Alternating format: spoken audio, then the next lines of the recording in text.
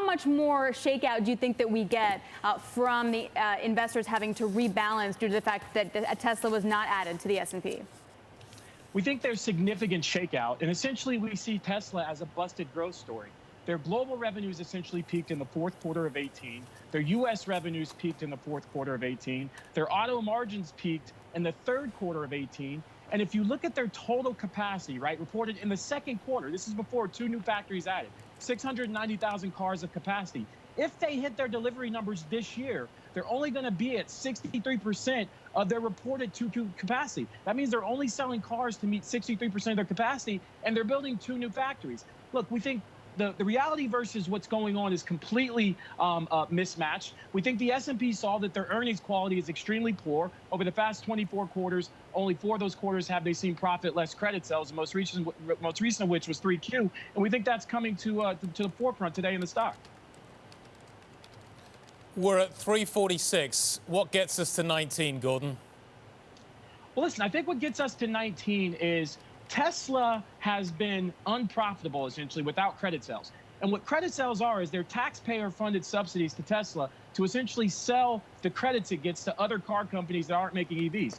Everyone is making EVs now. So people don't need to buy tax credits from Tesla anymore. They're guiding those credits down 50% in the back half of this year, and we think next year they fall significantly. If you look at their core auto business in the second quarter, they lost $300 million on the net income line.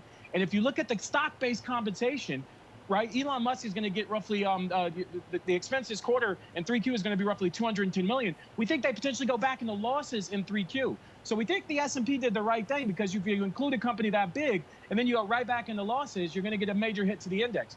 So the point is, as the competition comes in, right, in Europe, their market share in the fourth quarter was roughly 35%. Right now, it's single digits, massive fall. Why? Because Europe implemented new rules where you have to sell EVs. As that competition comes into the U.S. and in China, where their sales came out yesterday, big disappointment, 11.8 thousand cars sold versus them saying they're producing over 20,000 cars in the month. We think as that competition comes in, we think that's when the stock price really starts to fall, as people realize they're not holding what they thought they are holding.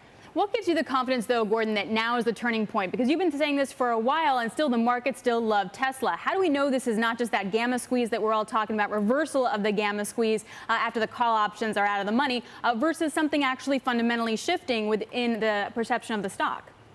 Alex, great point. So listen, the reason why we think now is the time is because, again, Tesla has seen, they saw a peak in their revenues in the fourth quarter of 18, U.S. and essentially global. So the numbers have been getting worse, but you've just had all these outside things, S&P inclusion, battery day. Keep in mind, in 2015, Elon Musk said in 2 years, Tesla's cars would be able to do over 600 miles in a single charge. That was 2015, right? The initial battery day. They still haven't hit that target.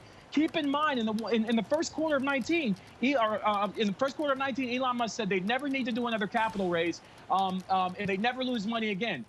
Roughly a month later, they lost $700 million, and since he said that, they've raised $10 billion in capital.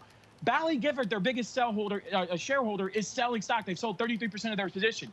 So Tesla perpetually raises capital on these promises, right? Last year, the $1 billion capital raise was on 1 million robo-taxis on the road this year. That hasn't happened, right? They got a big boost this year, non-fundamentally, on saying they were going to make ventilators. They didn't. Ford did, GM did. So I think as people realize what they own in Tesla, and you see that competition come in, I think it's going to really start to move down. And I think those numbers are starting to come out beginning in 3Q. Okay, you just mentioned GM. What do you make of the decision by Nikola and GM to get together? They're going to be building trucks. That's likely to potentially at some point eat into what Tesla wants to do as well. What do you think of Nikola right now versus Tesla?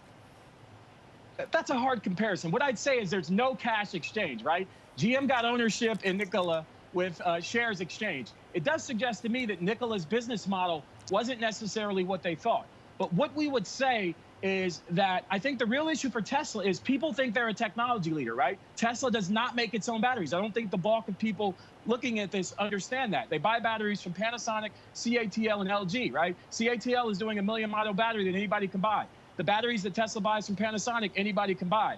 GM announced a deal with LG Chem, so there's no technology lead there. And on full self-drive, right, Consumer Reports put out a review this past Friday. Elon Musk previously said Consumer Reports is very fair. It was a scathingly negative review of full self-drive. So if potentially the FTC in the USA does their job and says this isn't what they say it is, you could potentially have a revenue reversal. So there's a lot of landmines out there in addition to our core thesis, which is competition is really going to come to bite at Tesla's heels. And we think, again, you're going to start to see that in 3Q.